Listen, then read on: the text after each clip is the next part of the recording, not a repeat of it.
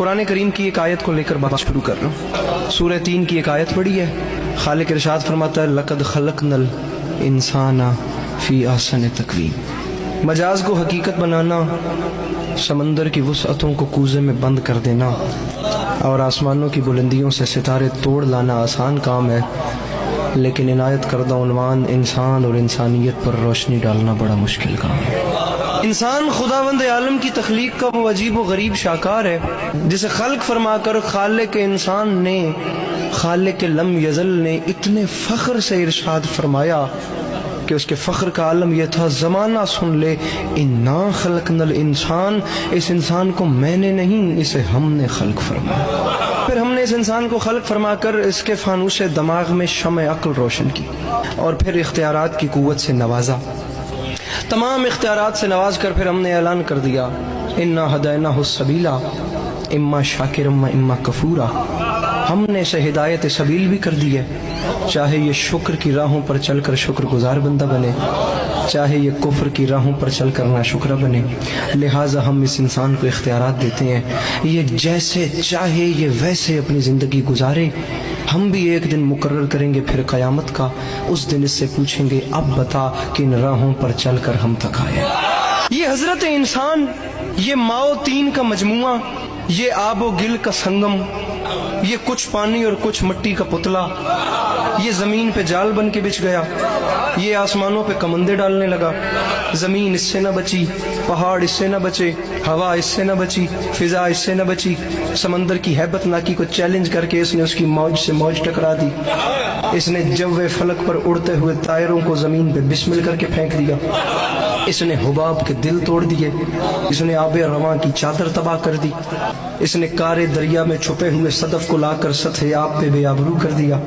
یہ لوہے کو آکاش پہ اڑا رہا ہے، یہ موتی کی آبرو کو بچا رہا ہے، یہ دانے کو دھرتی سے اٹھا رہا ہے، یہ ذرے کا جگر چیر کے اس میں سے ایٹم نکال رہا ہے، یہ زمین کو ناقابل رہائش سمجھ کر چاند ستاروں پہ ڈیرے ڈالنے جا رہا ہے. فرشتوں میں ایک ہلچل سی مچ گئی ہے جس میں جبرائیل ارشاد فرما رہا ہے فرشتوں ہوشیار، یہ جنت سے نکالا ہوا پھر واپس آ رہا ہے. آپ دیکھیں کہ انسان کے پاس کس چیز کی کمی ہے. اس کے پاس کھانے کے لیے بے مثال خوراکیں ہیں، پہننے کے لیے نو بنو پوشاکیں ہیں، اس کے پاس بادہ گلفام بھی ہے اور جادہ آرام بھی. تمام تر چیزیں اس ترقی یافتہ انسان کے پاس ہیں، بس سچی خوشی اس کے پاس نہیں ہے. ہر چیز اس کے پاس ہے، لیکن آج کا ترقی یافتہ انسان چیخ اٹھتا ہے کہ بالآخر مجھے چین کیوں نہیں ملتا، مجھے سکون کیوں نہیں ملتا. تم ٹھیک کہتے ہو تمہیں چین نہیں ملتا، تم ٹھیک کہتے ہو تمہیں سکون نہیں ملتا، تم ٹھیک کہتے ہو تمہیں اطمینان نہیں ملتا. وہ اس لیے کہ ہمیں ان دولت قدوں میں انسان نہیں ملتا، طریقت قدوں میں قرآن نہیں ملتا، مسجدوں میں دہشت گردی ہے ذکر رحمان نہیں ملتا. ملے بھی تو کیسے ملے، کیونکہ مردوں میں رسول کا طریقہ نہ رہا اور عورتوں میں حسین کی ماں کا سلیقہ نہ رہا. لیکن آج جدھر نظر اٹھتی ہے نا انسان کی بستیوں میں، بے چینی، بے سکونی، بے اطمینانی، ہر آنکھ اشک بار، ہر دل بے قرار، ہر دماغ بد حواس، ہر روح سوگوار. حیات اور اس کی برنائیاں، جوانی اور اس کی انگڑائیاں، حسن اور اس کی حشر زائیاں. تمام زندگی ایک عمر رفتہ ساز شکستہ، انسان کی زندگی ایک بھٹکا ہوا قدم بن گئی ہے. اسے پتہ ہی نہیں ہے میں کہاں سے آیا تھا، میں کہاں کو جا رہا ہوں، میں کیا کرنے آیا تھا، میرے ساتھ کیا ہو رہا ہے. وہ کہتے ہیں میں نے احسن بنایا، ایتھے گل ہی کوئی نہیں. مسئلہ یہ ہے کہ وہ کون ہیں جسے اس نے احسن بنایا.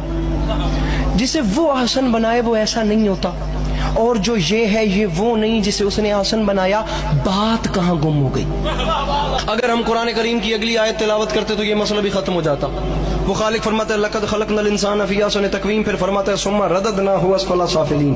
پہلے ہم نے آسن بنایا، پھر ثم رددناہ، پھر پلٹا کر اسفل سافلین، بدترین شکل میں پیش کیا. نہ اس کے اچھے ہونے کی کوئی حد ہے، نہ اس کے برے ہونے کی کوئی حد ہے. ہم تمہیں دنیا والوں دونوں صورتیں دکھاتے ہیں، یہ اچھا بھی بہت اچھا ہے، یہ برا بھی بہت برا ہے. خدا کی قسم جب یہ برا ہوتا ہے نا، جب یہ برا ہو جائے تو حیوان اس سے شرمانے لگتے ہیں، پرندے اس سے گھبرانے لگتے ہیں، جانور کو اس سے خوف آنے لگتا ہے. کھڑے ہو کے بندہ سوال کرے علی عباس عسکری انسان سے حیوان کیوں شرماتے ہیں؟ میں تجھے بتاؤں، انسان سے حیوان اس لیے شرماتے ہیں، شیر درندہ ہے لیکن شیروں کے لیے نہیں، چیتا صفاق ہے لیکن چیتوں کے لیے نہیں، بھیڑیا خون آشام ہے لیکن بھیڑیوں کے لیے نہیں، سانپ زہریلا ہے لیکن سانپوں کے لیے نہیں زہریلا۔ تو نے آج تک نہیں سنا ہوگا کہ سانپ نے سانپ کو ڈسا اور سانپ کے ڈسنے سے سانپ مر گیا۔ تمام دوسروں کے لیے زہریلے، خون آشام اور خدا کی قسم یہ اس قسم کے وحشی ہیں، لیکن انسان جب اسفل السافلین اور بری منزل پہ آتا ہے تو اپنے ہی بھائی کا لہو پیتا ہے، یہ اپنے ہی بنی نو کی ہڈیاں چباتا ہے، یہ اپنے ہی گھر میں بیٹی جیسی رحمت کو زندہ دفن کر دیتا ہے۔ جب یہ برا ہو جائے تو اس کے برے ہونے کی کوئی حد نہیں، لیکن پھر خدا کی قسم تاریخ کہتی ہے جب یہ اچھا ہوتا ہے نا تو کبھی شہ سوار برق رفتار ہوتا ہے، کبھی انجم شکار ہوتا ہے، کبھی تہذیب کا دیوتا ہوتا ہے، کبھی ارتقاء کا پروردگار ہوتا ہے۔